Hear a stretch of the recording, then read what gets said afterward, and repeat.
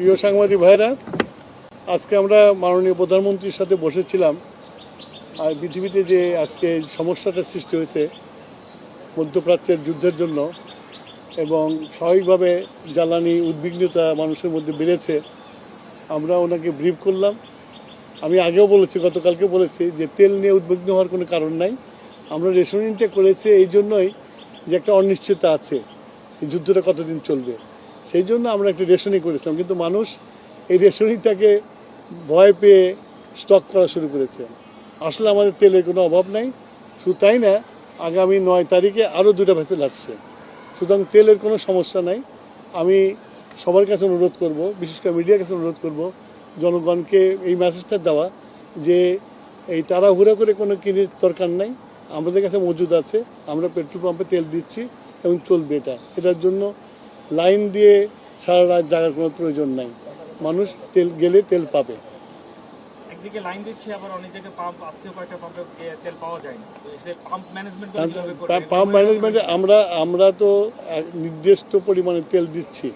এখন কোনো পাম্প যদি জলদি বিক্রি করে ফেলে, তারপরে তো পাবে না, তারপর পরের দিনের জন্য ওয়েট করতে হবে। সেটার জন্য আমরা মনিটর করছি, আমরা দেখবো যাতে এরকম কম হয়, সেটা দেখবো আমরা। সেটা মানুষের মনের মধ্যে ঢুকতে পারবো না আমরা। আমাদের কন্ট্রোলিং যা আছে, আমরা কালকে থেকে আমরা মোবাইল কোড নামিয়ে দেবো, সব রকমের ব্যবস্থা আমরা নিয়েছি। এখন যে রেশনিং করা হচ্ছে 2 লিটার করে মোটরসাইকেলে, এতে করে তো একদিন পর পরই যেতে হচ্ছে অনেক।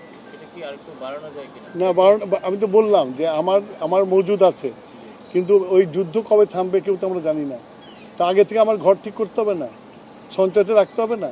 সেই জন্য আমরা এই সঞ্চয়টা করছি। আমাদের আরও 2টা ভেসেল আসছে 9 তারিখে।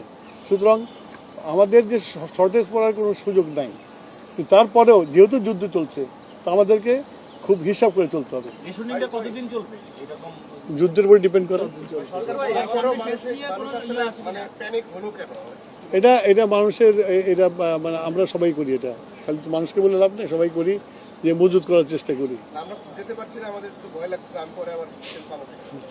সে হইতে পারে, কিছু করার নেই। তবে আমরা সরকার হিসেবে আশ্বস্ত করতে চাই, এত অডিট হওয়ার কিছু কারণ নেই।